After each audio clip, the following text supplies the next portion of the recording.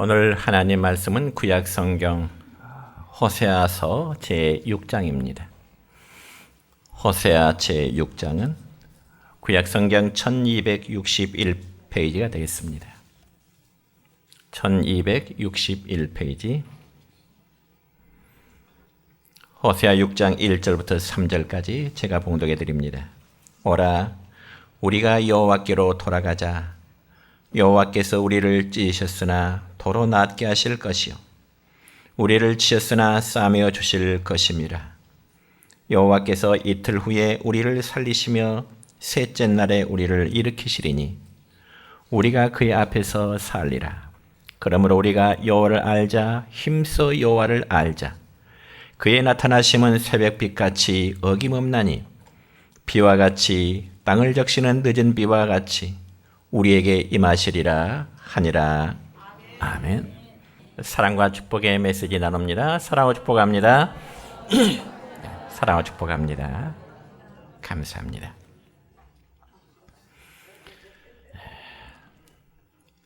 오늘은 구약 성경 호세아서 6장 1절부터 3절에 있는 말씀을 중심해서 여호와께로 돌아가자라는 제목으로 말씀을 선포하고자 합니다. 여러분, 지금으로부터 약 200여 년 전 미국 침례교회 최초의 선교사이면서 또한 당대 유명한 설교자로 명성을 떨쳤던 아도니람 저드슨이라는 목사님이 있었습니다. 원래 그는 어린 시절 경건한 목회자의 가정에 태어나서 어린 시절부터 신앙 교육을 철저히 받으면서 자라게 되었습니다. 그렇지만 그가 대학 시절 하나님의 존재하심을 부정하는 무신론 친구와 교제하면서부터는 점점 하나님으로부터 멀어지는 그러한 삶을 살아가게 되었습니다. 그리고 급기야는 그도 역시 보이지 않는 하나님은 계시지 않는다고 하는 그러한 무신론을 주장하게 되었습니다. 목사의 아들이 말이죠. 그러면서 만류하는 부모님의 애원에도 불구하고 그는 점점 스스로 타락된 길을 걷게 되었고 급기야는 방탕한 삶을 따라 자기의 집을 뛰쳐나가게 되었습니다. 그리고는 어느 날 홀로 여행을 한 도중에 하루 해가 넘어가자 작은 시골 마을 여관에 들어가게 되었습니다. 그러면서 여장을 풀고 잠을 자려고 하는데 마침 옆방에서 갑자기 어떤 사람이 몹시 괴로워하면서 몸부림치며 신음하는 소리를 듣게 되었습니다. 그런 소리가 한참 동안 계속되더니만 결국 신음의 고통 소리가 갑자기 숨소리가 멈추게 되는, 멎게 되는 그러한 느낌이었습니다. 그리고는 조용하게 되었습니다. 그러니 그날 밤 그는 참을 한숨도 잘 수가 없었던 거죠. 왜냐하면 자신도 죽음의 막다른 골목에 빠지면 저렇게 마치 고통의 신음 속에 몸부림치면서 죽어가겠구나라고 하는 그러한 두려움이 마음속에 엄습했기 때문에 그렇습니다. 그리고 드디어 날이 밝게 되었습니다. 그래서 이 저드슨이라는 청년은 날이 밝자마자 주인을 찾아가서 지난밤에 있었던 이야기를 여관 주인에게 다 이야기합니다. 그리고는 주인과 함께 자기 옆방을 열어보는데 그곳에는 이미 한 젊은이가 숨을 거둔 상태였습니다. 그런데 이 저드슨 청년이 깜짝 놀란 것은 죽어있는 젊은이의 모습이 어디선가 많이 보았던 그러한 얼굴이었습니다. 그리고 생각해보니까 그 젊은이는 대학 시절에 자기에게 하나님이 없다고 하는 무신론에 영향을 끼쳤던 바로 그 친구였습니다. 그래서 이 저드슨 청년은 충격 속에 더 이상 자신의 여행을 계속할 수가 없어서 무서운 번뇌심을 가지고 자기 집에 찾아오게 되었습니다. 그리고 한참 고민하고 어찌할 바를 모르던 이 저드슨 청년이 찾아간 곳은 어디일까요? 결국 그는 다시 하나님의 품으로 하나님의 존재하심을 믿을 수밖에 없는 하나님의 품으로 돌아오게 됩니다. 그러면서 그는 잃어버린 기쁨과 그리고 평강을 찾고 에드번 신학교를 졸업한 후에 훌륭한 목사로 그리고 훌륭한 설교자로 사역을 하게 되었던 것입니다. 사랑하는 성도 여러분요, 오늘날 모든 사람이 생각하는 관념은 우리의 눈에 보이지 않는 것은 무조건 부정하려고 하는 그런 인식들이 많습니다. 그러면서 보이는 것만을 중요시하고 보이지 아니하는 것에 대해서는 부정한다든지 아니면 오히려 무관심해 버리려고 하는 그러한 영향이 매우 많습니다. 그러다 보니 보이지 않는 하나님을 믿는 이보다는 오히려 보이는 현실을 더 믿으려고 한다는 것입니다. 뿐만 아니라 추상적이고 객관적으로 증명할 수 없는 하나님 대신에 경험되고 그리고 증명되는 어떤 과학만을 의지하려고 한다는 시대인 것입니다. 그렇다면 여러분 과연 그럴까요? 인간의 능력이나 그리고 인간의 재능이나 인간의 인격을 전적으로 우리는 다 신뢰할 수 있겠느냐 하는 것입니다. 결론을 말씀드리자면 그럴 수 없다는 겁니다. 정말 하나님 없이 인간 스스로 이 땅의 유토피아를 창조할 수 있으며 이 땅의 천국을 과연 이뤄갈 수 있을까? 안타깝게도 그러한 질문에 대한 대답은 no 아니라는 것입니다. 오히려 이 세상은 유토피아의 세상이 아니라 죄로 인한 불행과 그리고 비참한 뿐임을 성경에서는 말씀하고 있기 때문에 그렇습니다. 그러므로 인간의 불행과 비참함의 원인은 바로 하나님을 떠난 결과임을 여러분 믿으시길 바랍니다. 그러면 과연 첫째로 하나님을 떠난 인간의 삶은 과연 어떠할까요? 여러분 우리가 구약 성경 창세기 말씀을 보면은 하나님께서는 이 우주 만물을 다 말씀으로 창조하시고 마지막 날 인간인 아담과 하와를 창조하시게 됩니다. 그리고 모든 것에 부족함이 없는 완벽한 환경을 하나님은 에덴 동산에 만드시고요. 아담과 하와라는 이 두 남녀가 부부로서 정말 행복하게 살아갈 수 있는 모든 터전을 하나님은 준비해 놓으셨습니다. 그러니 그들은 하나님께서 친히 마련해 놓으신 그 복된 삶을 누리기만 하면 된 거죠. 그러면서 성경에 보니까 이 아담과 하와는 스스로 높아지고자 하는 그 욕망 때문에 결국은 하나님께서 금하신 말씀을 범하게 되는 이 세상의 죄를 가져오게 되는 것입니다. 그때부터 아담과 하와의 삶은 에덴 동산에서 행복한 삶이 아니라 바로 하나님을 떠나는 삶이 되었고 그들이 취한 행동 때문에 하나님 앞에 자신들의 모습을 감추고자 했던 것입니다. 그래서 창세기 3장 8절의 말씀을 보면 이렇게 말씀이 기록됩니다. 시작. 그들이 그날 바람이 불 때 동산에 거니시는 여호와 하나님의 소리를 듣고 아담과 그의 아내가 여호와 하나님의 낯을 피하여 동산 나무 사이에 숨은지라. 아멘. 그러면 여러분 왜 아담과 하와가 하나님의 소리를 듣고 동산나무 사이로 숨게 되었을까요? 그들이 과연 그들의 삶이 떳떳하다면 그들이 동산 숲을 사이에 자신들의 몸을 숨기게 되었을까요? 아닙니다, 여러분. 여러분 사람이 떳떳하다면 하나님의 낯을 피하여 동산나무 숲에 숨을 하등의 이유가 없는 것입니다. 그럼에도 아담과 하와가 동산나무 숲을 사이로 숨게 되는 것은 그들이 행한 범죄로 인하여 스스로 떳떳하지를 못했기 때문에 그런 것입니다. 여러분 사실 범죄한 마음은 옛날이나 지금이나 모든 사람에게 떳떳할 수가 없는 것입니다.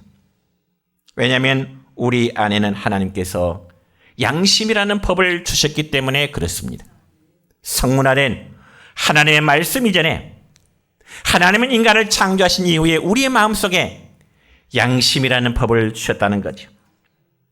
그러면 요즘 우리가 TV를 보면은 양심이 있는 지도자인지, 양심이 있는 법조인인지, 아니면 양심이 있는 정치인인지, 혹은 양심이 있는 목회자인지 혼란스러울 정도입니다. 말로는 다 국민이 나라의 주인이라고 말하지만은 지도자들이, 그리고 법조인들이, 정치인들이, 그리고 소수의 목회자들이 정말 자신들의 양심에 부끄러움이 없는지 저는 한번 묻고 싶은 심정입니다. 그들 모두가 다 나라를 위하고 국민을 위한 말인지를 묻고 싶다는 것입니다. 그래서 인간의 조상인 아담과 하와는 그들이 하나님과 통하는 삶에서 돌이켜 범죄할 때 양심적으로 하나님을 두려워하는 자세를 가졌습니다. 그리고 그들의 마음에는 이전의 기쁨과 이제 평안이 사라지고 범죄한 그들의 마음속에 불안과 걱정과 근심과 염려가 그들의 삶을, 그들의 마음을 지배하게 된 것입니다. 그러니 어떻게 해서든지 그들이 하나님의 시선에서 벗어나고자 하기 때문에 동산 숲을 사이로 그들이 숨을 곳을 찾게 된 것입니다. 그러면 오늘날도 여러분, 하나님이 계시지 않는다고 주장하는 자들의, 그들의 양심이 마비된 자들의 모습은 범죄한 첫 인류의 행동과 똑같은 것입니다. 아니, 그보다 더 못할 수 있을 것입니다. 뿐만 아니라 오늘날 하나님이 계시한다고 주장하는 배경을 살펴보면 그 속에는 바로 범죄한 인간의 불안한 마음, 두려움의 마음이 사로잡고 있기 때문에 그렇습니다. 그러면 차라리 하나님이 없으면 차라리 좋겠다. 여러분이요, 범죄한 인간의 마음은 절대로 평안할 수가 없습니다. 왜냐하면 범죄의 결과로 인한 고통과 형벌이 따르기 때문에 범죄하면 어느 누구라도 양심이 살아 존재하는 평안할 수가 없다는 것입니다. 그리고 아담과 하와가 범죄의 결과로 에덴 동산에서 추방당한 후에 가장 먼저 직면했던 문제는 바로 그들의 의식주 문제였습니다. 그들은 거칠고 추운 환경에서 살아가야만 했습니다. 그리고 아담이 땀을 흘려야만 비로소 먹을 양식을 얻을 수 있게 된 거죠. 뿐만 아니라 여자인 하와는 아담의 지배를 받게 되며 거기서 해산의 고통을 또한 안게 된 것입니다. 그러니 결국 하나님을 떠난 인류에게 주어지는 현실은 냉혹하고요, 그리고 비참할 수밖에 없습니다. 그리고 이 땅에 사는 인류에게는 불신과 원망, 그리고 미움과 반목의 역사가 몇천 년을 치르면서 지금까지 여전히 계속되어지고 있는 것입니다. 그러므로 신약성경 로마서 1장 28절로 29절까지 말씀을 보면 이 바울 사도는 하나님 없이 살아가는 인간의 삶에 대해서 이렇게 증언하고 있습니다. 시작. 또한 그들이 마음에 하나님 두기를 싫어하며 하나님께서 그들을 그 상실한 마음대로 내버려 두사 합당하지 못한 일을 하게 하셨으니 곧 모든 불의, 추악, 탐욕, 악의가 가득한 자요, 시기, 살인, 분쟁, 사기, 악독이 가득한 자요, 수군수군하는 자요. 아멘. 우리 사랑하는 성도 여러분이여, 지금 인류는 모든 불행과 질병, 그리고 전쟁과 불신을 극복하기 위해서 국제사회가 다양한 방법으로 서로 노력하고 있는 것은 사실입니다. 그러면 어떤가요? 전쟁과 기근과 무서운 질병의 강도는 더더욱 강해지고 있습니다. 그러므로 이러한 시대에 오늘 읽은 하나님의 말씀을 보면 호세아 선지는 당시의 북쪽 이스라엘 백성들뿐만 아니라 이 시대에도 우리에게도, 이 시대를 사는 우리에게도 문제의 해결점을 제시하고 있는데, 그러면 과연 그 문제의 해결점이 무엇일까요? 이 점에서 오늘 읽은 본문 1절의 말씀을 보면 이렇습니다. 시작. 오라, 우리가 여호와께로 돌아가자. 여호와께서 우리를 찌셨으나 도로 낫게 하실 것이요 우리를 쉬었으나 싸매어 주실 것임이라. 아멘. 그렇습니다. 하나님을 떠난 인간이 하나님께 돌아오지 않고는 하나님과의 완전한 관계 회복이란 이루어질 수가 없는 것입니다. 그런 사랑하는 성도 여러분이요, 우리 개인이나 가정에 문제점이 있다면 누구를 탓하기 전에 하나님과 나와의 관계로 한번 생각해 보시기를 축원합니다. 그래서 문제점을 깨달았다면 주저하지 말고 여호와 하나님께로 돌아가는 길입니다. 그래야 낫게 하실 것이고 그래야 싸움에 설 것임을 여러분 믿으시기를 축원합니다.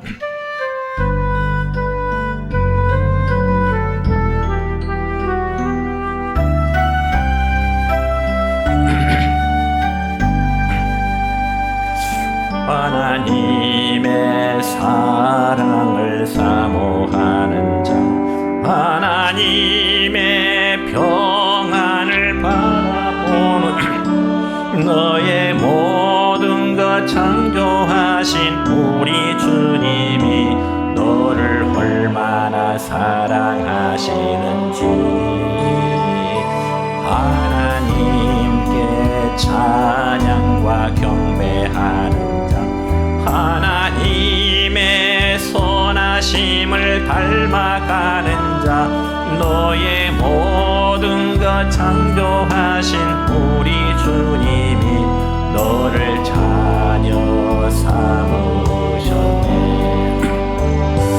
하나님 사랑의 눈으로 너를 어느 때나 바라보시고 인자한 귀로서 언제나 너에게 기울이시니 어두움에 밝은 빛을 비춰주시고 너의 작은 신음에도 응답하시니 너는 어느 곳에 있든지 주를 향하고 주만 바라볼지라.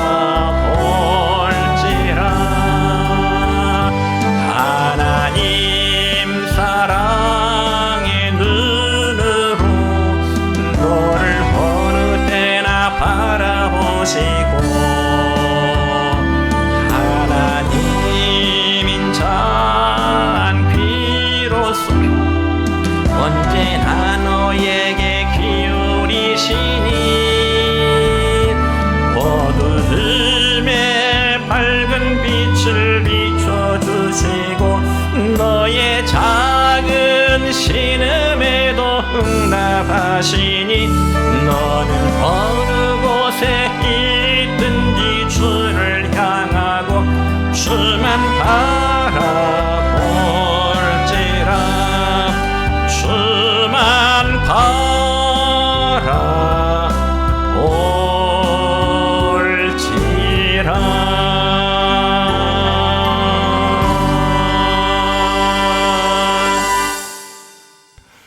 두 번째로 왜 인간은 하나님을 떠나게 되었을까라는 문제입니다.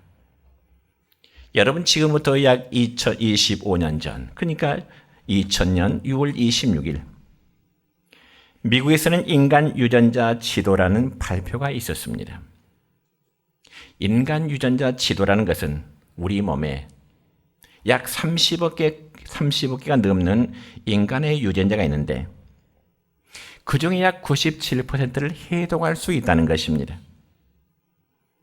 그러자 기자회견에 앞서 그 당시에 대통령, 즉 클린턴 대통령은 축하 메시지를 보내면서 이런 말을 했습니다. 오늘 우리는 신이 생명을 창조해낸 언어를 배우고 있다. 놀라움을 감출 수 없다. 이런 말을 했습니다. 뿐만 아니라 당시 모든 언론도 생명과학의 신대륙 발견 혹은 무병장수의 꿈 실현 성큼 이런 신문의 주제로 이제 인간 유전자 지도에 대한 중요성을 보도했습니다. 그러면서 인간의 노화 유전자를 발견하여 2030년에는 인간의 평균 수명이 100살에 이를 것이라는 예측을 내놓았습니다. 그러니까 그들의 그 당시의 견해에 의하면은 불과 우리가 5년 후면은 우리의 생명은 100살을 산다고 하는 주장이지요. 여러분, 앞으로의 세상이 얼마나 놀랍고 경이로운 일이 이루어지겠습니까? 그러나 이런 와중에서도 우리 그리스도인들이 반드시 주목해야 될 부분이 있습니다. 그게 무엇인가 하니 그러한 행위는 하나님의 역할을 인간이 대신 차지하려고 하는 시도라는 것입니다. 물론 우리가 발전하는 과학을 거부할 필요는 없습니다. 그건 역시 하나님께서 인간에게 허락한 특별한 은총의 일부분이기 때문에 과학의 중요성을 우리가 또한 부정할 수는 없습니다. 그러나 중요한 사실은 인간이 인간의 역할을 뛰어넘어서 하나님의 역할을 하려 한다는 것은 하나님의 영역에 대한 한마디로 도전의 행위가 되는 것입니다. 그러면 그 결과는 어떻게 될까요? 우리가 다시금 성경을 돌아볼까요? 왜 인간이 하나님을 떠나게 되었을까요? 왜 인간이 하나님을 떠나게 되었을까? 왜 복된 에덴 동산에서 그들이 저주를 받아 쫓겨난 고통을 삶을 살아야만 됐을까요? 그건 바로 인간이 하나님의 영역까지 오르고자 했던 교만함 때문이었습니다. 여러분, 이 점에서 우리가 구약성경 창세기 3장 5절의 말씀 볼까요? 이런 말씀이 기록됩니다. 시작. 너희가 그것을 먹는 날에는 너희 눈이 밝아져 하나님과 같이 되어 선악을 알 줄 하나님이 아심이니라. 아멘. 여러분, 이 말은 뱀이 여자인 하와에게 접근하여 유혹하는 말이죠. 그러면 그 유혹의 내용은 무엇일까요? 뱀이 과연 여자인 하와에게 어떤 말로 유혹했을까? 유혹의 내용은 이렇습니다. 하나님이 금하신 그 나무 열매를 먹어보기만 하면 너희들의 눈이 밝아질 것이고 또 너희가 하나님처럼 될 것이라는 유혹입니다. 얼마나 대단한 유혹인가요? 그러니 하나님께서 금하신 그 나무 열매를 따먹기만 하면 하나님처럼 된다는 그 말에 아담과 하와는 넘어갈 수밖에 없었던 것입니다. 그런데 여러분, 생각해 볼까요? 에덴 동산에 살던 아담과 하와가 하나님처럼 될 이유, 하나님같이 될 만한 필요가 뭐가 있을까요? 그곳에 자유가 없었을까요? 에덴 동산에 평화가 없었을까요? 아니면 에덴 동산에 사람이 먹고 살 만한 그런 것이 없었을까요? 하나님과 같이 될 아무런 필요가 없었던 것이 바로 하나님이 창조한 인간의 모습입니다. 그럼에도 불구하고 그들이 하나님처럼 되고자 했던 원인은 한마디로 그들의 교만함 때문이었습니다. 그리고 신의 영역에 이르러보고 싶다는 그런 욕망이죠. 하나님처럼 한번 되어보고 싶다. 그래서 부정한 것이 아무것도 없지만 그저 하나님처럼 높아지고자 싶었던 것입니다. 다시 말씀드려, 창조주의 자리에 인간이 한번 오르고 싶다는 그런 욕망입니다. 그러나 그러한 교만이 하나님으로부터 이제 저주와 심판을 받게 되는 직접적인 원인이 된 것입니다. 여러분, 우리가 구약성경 창세기 11장에 보면은 인간의 교만함을 나타내는 또 다른 사건이 있는데 그걸 그렇게 해서 바벨탑 사건이라 그렇게 말합니다. 노아 홍수 이후에 그의 후손들은 힘이 있고 먹고 살만하니까 성을 쌓기 시작했습니다. 그들은 성을 쌓으면서 서로 이런 말을 주고받네요. 무슨 말일까요? 창세기 11장 4절의 말씀 보면 이렇습니다. 시작. 성읍과 탑을 건설하여 그 탑 꼭대기를 하늘에 닿게 하여 우리 이름을 내고 온 지면의 흩어짐을 면하자 하였더니 아멘. 한마디로 높은 탑을 쌓아서 자기들의 이름을 한번 내보자는 것입니다. 하나님이 노아 시대에 물로 심판하셨지만은 탑을 하늘 꼭대기까지 쌓아 올라서 이제는 우리의 이름을 한번 내보자는 것이죠. 하나님 물 심판에도 한번 살아나 보자는 거지요. 그러나 성도 여러분이요, 하나님의 영광을 탐하는 교만과 욕심 때문에 인류의 삶은 더 비참해질 수밖에 없었습니다. 그러므로 과학의 시대, 그리고 기적의 시대라고 일컬어진 오늘날도 우리가 잊지 말아야 할 것은 창조주 하나님은 오직 한 분뿐이라는 사실입니다. 믿으시기 바랍니다. 그래서 우리는 그가 주신 재능과 능력을 감사하면서 겸손히 선용하는 여러분 되시기를 축원합니다. 세 번째로, 어떻게 하나님께 우리가 돌아갈 수 있을까요? 하나님께 돌아갈 수 있는 방법이 뭘까요? 여러분, 하나님께 돌아올 수 있는 방법에 있어 오늘 본문 3절 첫 부분에 보면은 이렇게 기록됩니다. 시작. 그러므로 우리가 여호와를 알자, 힘써 여호와를 알자. 아멘. 근데 여러분, 여기 여호와를 알자라는 의미가 뭐냐면 지식적으로 여호와 하나님이 어떤 분인 줄 안다고 하는 그런 뜻이 아니고 종교적인 의미로 회개하자는 겁니다. 죄된 삶에서 회개하라는 겁니다.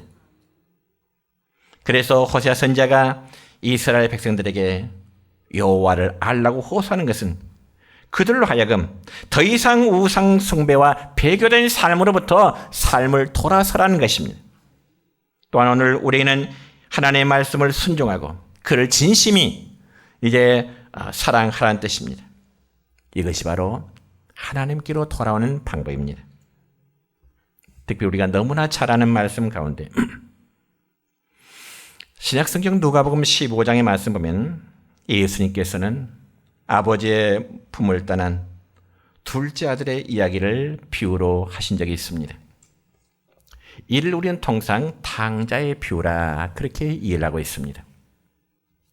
여러분, 어느 집에 부유한 아버지 밑에서 살던 둘째 아들이 어느 날 아버지에게 요구합니다. 아버지, 장차 내가 아버지로부터 유산을 받을 것인데 지금 좀 내 몫을 좀 떼어주시면 안 된가요?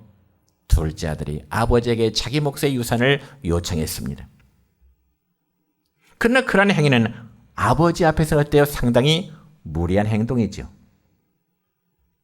왜냐하면 유산이라는 것은 아버지가 죽은 후에나 아니면 아버지가 극히 노년에 이르렀을 때 물려준다든지 혹은 아버지가 돌아가신 후에 나누는 것이 유산의 개념인데, 이 둘째 아들은 아버지가 건강에 살아있음에도 불구하고 내게 유산을 미리 좀 주세요.